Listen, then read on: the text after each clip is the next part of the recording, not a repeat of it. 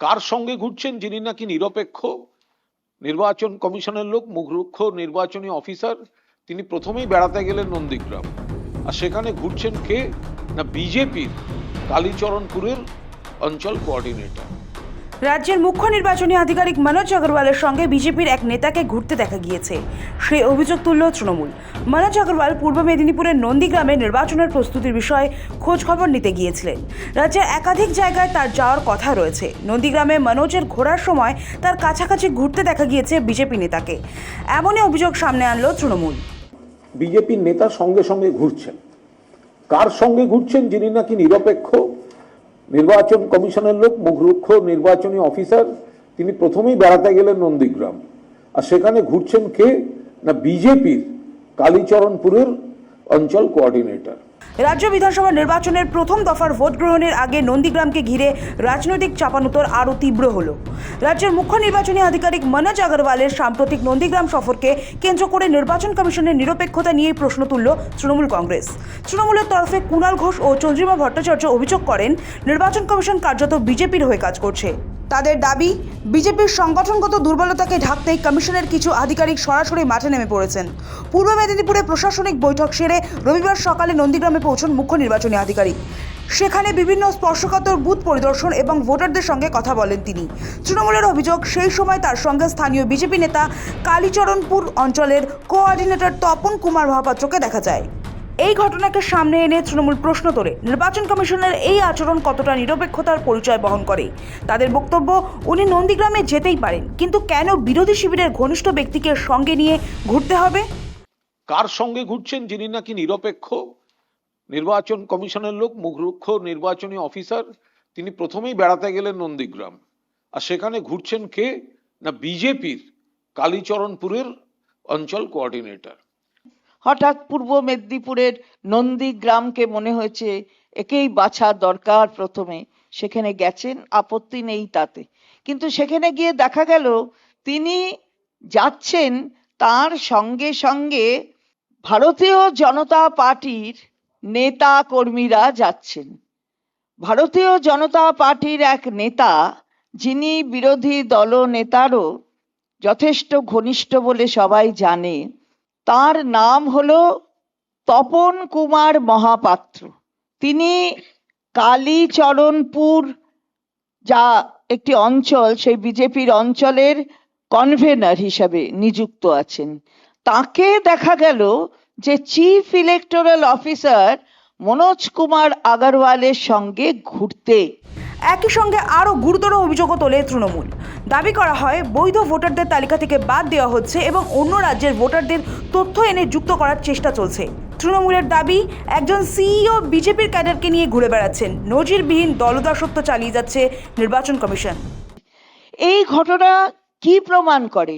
নিরপেক্ষতা, ইলেকশন কমিশনের নিরপেক্ষতা।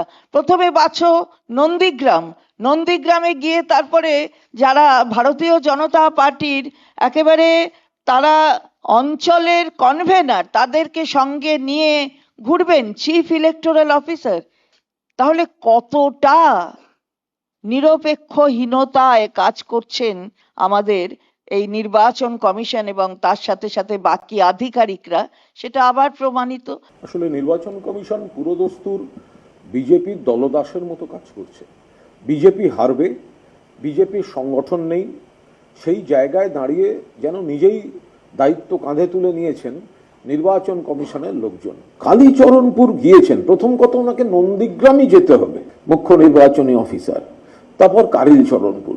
ভোটারদের বাদ দিচ্ছেন, বৈধ ভোটারদের বাদ দিচ্ছেন, অন্য রাজ্যের ভোটারদের ভোটার লিস্টে কপি পেস্ট করে ঢোকাবার চেষ্টা করছেন এবং এখানকার সমস্ত নির্বাচনী প্রসেসটায় বিজেপির দ্বারা প্রভাবিত হয়ে এবং বিজেপির সুপারিশ করা লোকদের ঢুকিয়ে নির্বাচনটা কারচুপি করার চেষ্টা করছেন, মুখোশ পরে আছেন। এর থেকে ভালো যে নির্বাচন কমিশনের লোকজন, তারা নির্বাচনে নিজেরাই লড়তে পারতেন, বিজেপির মুখোশ পরে এসব করার কি দরকার?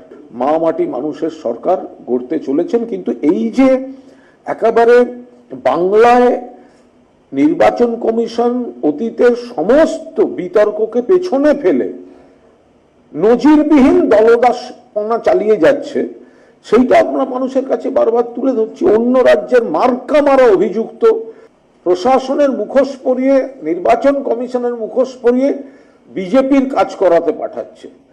তো ওদেরও একটা স্টার ক্যাম্পেনার লিস্ট হওয়া উচিত নির্বাচন কমিশনের, যে এরা যাবে, এদের বিভিন্ন পদে বসিয়ে দেবো, আর এরা আমাদের ভোটের কাজ করবে। এদের নাম হবে স্টার ক্যাম্পেনার ইসি। বিজেপি না, এই যে Manoj Agarwal chief electoral officer, তিনি একবার যান না ওই লাইনটায়, যেখানে যে মানুষগুলো দাঁড়িয়ে রয়েছে ওই নামটা তোলার জন্য ট্রাইব্যুনালে বা কোনো ক্যাম্পে, চূড়ান্ত হয়রানি। তাদের মধ্যে অধিকাংশ বৈধ ভোটার, 2002-এর নাম আছে অথবা তাদের বাবা মার নাম আছে, সমস্ত রকম নথিপত্র নিয়ে রাত জেগে ভোর থেকে বিনিদ্র রজনী যাপন করে সকাল থেকে লাইনে গরমের মধ্যে দাঁড়িয়ে রয়েছেন। নন্দীগ্রামে বেড়াতে যাচ্ছেন কেন? যান না লাইনটায় গিয়ে, আপনার স্পেশাল টিম ওই লাইনে পাঠান না। ইলেকশন কমিশনের কাছে বিচার্য বিষয় থাকলে তারা বিচার করতেন। জুডিশিয়ারির ইনভলভমেন্টটা তো ঘটেছে, সুপ্রিম কোর্টে দুগালে দুটো থাপ্পড় খেয়েছেন।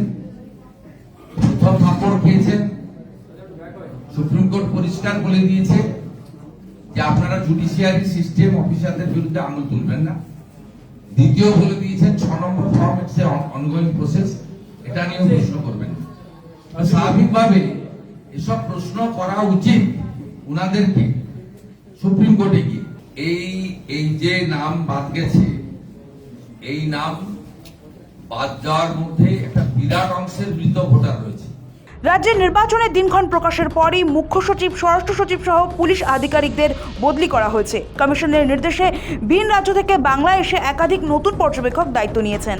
একাধিক পর্যবেক্ষকের সঙ্গে বিজেপির যোগ রয়েছে, সেই অভিযোগও তৃণমূলের তরফে তোলা হয়েছিল। আরও একবার সেই বিষয়কে সামনে এনেছে তৃণমূল। সব মিলিয়ে ভোটের আগে নন্দীগ্রামকে কেন্দ্র করে রাজনৈতিক উত্তাপ ক্রমশ বাড়ছে। নির্বাচন কমিশনের ভূমিকা নিয়েও নতুন করে বিতর্ক তৈরি হয়েছে রাজ্যের রাজনৈতিক মহলে। মালদহের কালিয়াচকের ঘটনায় বিচারকদের আটকে রাখার নজিরবিহীন বিশৃঙ্খলার পর যখন রাজ্য রাজনীতি তপ্ত, তখন সিইওর এই সফর আদতে ভোটারদের মধ্যে আত্মবিশ্বাস ফেরানোরই একটি কৌশল নিঃসন্দেহে। সৌভিক সান্যালের রিপোর্ট, সময় কলকাতা।